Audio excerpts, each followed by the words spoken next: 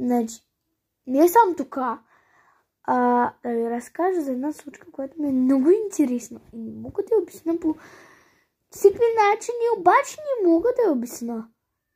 Не мога да го разбера това. Как? Добре, айде. Давай, ще ви разказвам по някакъв начин. Значи някакви хора постоянно ми се трепват и пример в училище, нали говорим на това. Сега ще ви покажа няколко случая, обаче нали не сме ученици ми. Аз ще ги изигра като тяхна роля. Да видите. За какво става въпрос? Абе, някой не мога кърпичка? Ала? Да, нека поговорим за този конкретен въпрос. Майка мила. Значи постоянно някакви ученици, т.е. едно момче от нашия клас, няма как да го познавате и няма да ви кажа името, постоянно се легави и буквално то прави ето това, което преди 5 секунди го показах. Не мога да се го сдържа в главата. Постоянно. Другото нещо е, може на вас да ви се случва. Абе, някой има ли химикалка? Ама, аз съм имала химикал. Да. Ами дай ми, айде сега. Нали да имам още. Абе, дай го тук, бе, я. Ма химикалът ни работи, бе. Да, сега ще си кажете отново.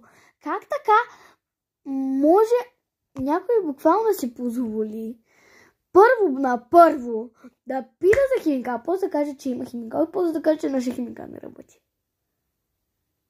И да нахалсва и да го дърпа. Това се случва много редовно в нашия клас. А в вашия клас се случва ли с това, защото много ми е интересно. Не съм питка-любопитка, но ми е интересно дали случва по някои неща при вас. Тези, където сега ще ви покажа другото отвратително нещо, което просто ме бесява. Абе, какво ми беше домашното днеска? Я да видя. Много грозно пишеш, бе. То нищо не се разбира. Абе, някой ми покажа. Я да видя. Да. Я. Добре.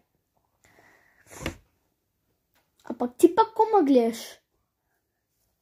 Абе, я ще лепа с полите на тетрадките, където си искам, ще ги лепа. Чули ли ма? Майко.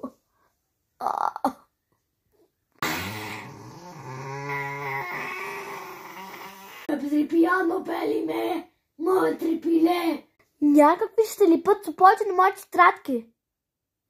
А това не го разбирам вече. Ако сте втора част, цъкнете плюса. Дайте, чао.